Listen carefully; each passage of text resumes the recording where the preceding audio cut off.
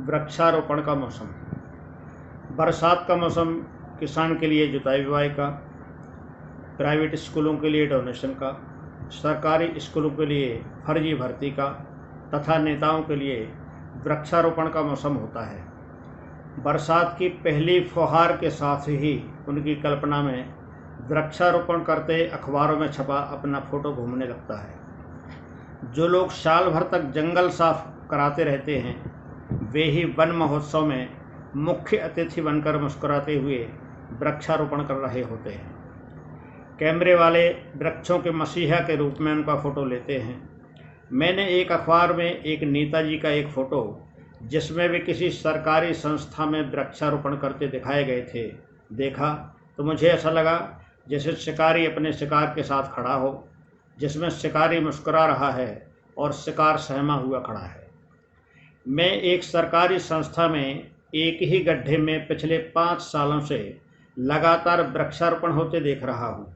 इसमें नगरपालिका के पार्षद से लेकर मंत्री तक वृक्षारोपण कर चुके हैं, पर गड्ढा अभी भी बांझ ही है। वह एक भी पौधे को जन्म नहीं दे सका। उसकी हालत उस वेश्या जैसी है जिसके साथ सैकड़ों लोग सोकर चले जाते हैं, पर उसकी गोद सूनी रहती है। उसमें दोष उस वेश्या का नहीं होता, उन लोगों का होता है जो उसके साथ केवल अपनी हवस मिटाने के लिए सोते हैं, संतानोत्पत्ति के लिए नहीं। इस गड्ढे में जो भी वृक्षारोपण करने आया वह अपनी फ़ोटो खिंचाने और वन संरक्षण पर अपना भाषण देने ही आया। गड्ढे में अपने रोपे पौधे को लहलहाते हुए देखने की इच्छा किसी की भी नहीं रही। कोई अफसर जब वृक्षारोपण करने जाता है तो उसे सबसे बड़ी चिंता अपने हाथ गंदे होने की रहती है। एक बार एक सार्वजनिक स्थल पर वृक्षारोपण करने के लिए एक IAS अफसर को बुलाया गया। कार्यकर्तागण फूलमालाओं की तरह हाथ में पौधे लिए खड़े थे।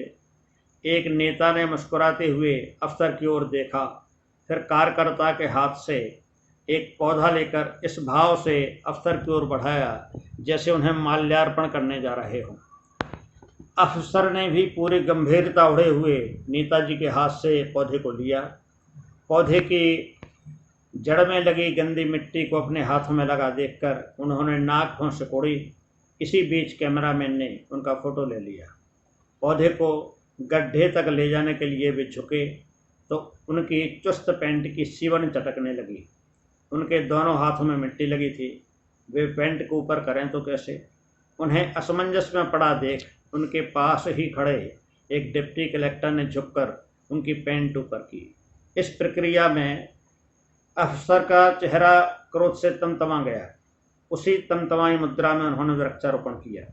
दूसरे दिन अखबारों में उनका फ़ोटो आया तो एक फ़ोटो में वे नाक भौं सिकोड़े विदूषक से लग रहे थे और दूसरे में उनके नेत्रों से आग की लपटें निकल रही थी, जैसे पौधे को श्राप देकर भस्म करना चाहते हैं।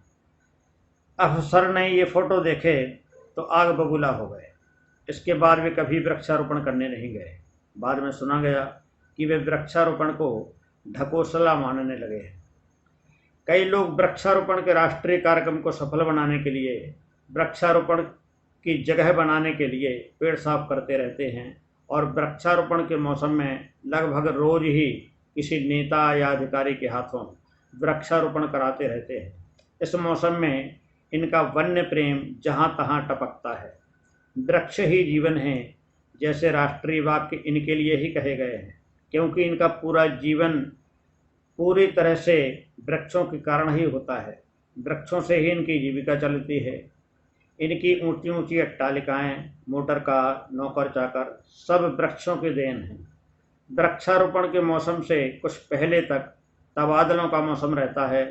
इस समय नेतागण अधिकारियों को एक स्थान से उखाड़कर दूसरे स्थान पर रोपने में व्यस्त रहते हैं। इससे फुर्सत हुए तब तक वृक्षारोपण का मौसम आ जाता है और वे वृक्षारोपण करने लगते हैं। वैसे इनके लिए अधिकारी और पेड़ में कोई अंतर नहीं होता। वे दोनों को बराबर समझते हैं। उनके लिए दोनों ही फलदार होते हैं। सूखे और बाढ़ की तरह वृक्षारोपण का मौसम भी नेताओं के लिए स्वास्थ्यवर्धक सिद्ध हुआ है। इस मौसम में इनकी तंदुरुस्ती काफ़ी हरी भरी रहती है। नमस्कार।